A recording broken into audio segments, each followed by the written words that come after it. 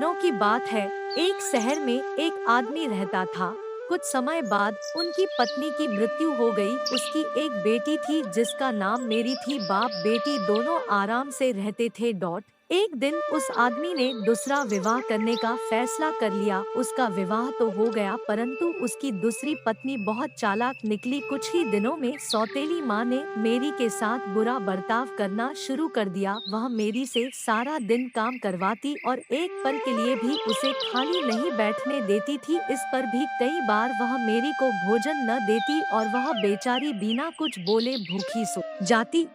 इधर मेरी की सौतेली माँ के यहाँ एक कन्या ने जन्म लिया। उसका नाम दीपिका रखा गया। मेरी अपनी छोटी बहन से बहुत प्रेम करती थी, पर उसकी माँ को यह भी अच्छा नहीं लगता था।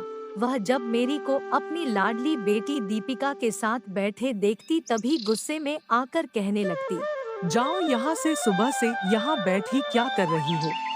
कुछ दिनों बाद मेरी के पिता की मृत्यु हो गई। अब तो उसकी माँ का व्यवहार और खराब हो गया। मेरी को इतनी बड़े मकान में रसोई घर के साथ एक गंदा सा कमरा मिला हुआ था। वह वहीं उठती बैठती और वहीं सोती। उस मकान के दूसरे कमरों में जाने उसे मनाही थी। बस सफाई करने के लिए वहां जा सकती थी। मेरी को बहुत काम करना पड़ता था। सारे घर की सफाई करती, कपड़े साफ करती और सारे घर की भोजन बनाती।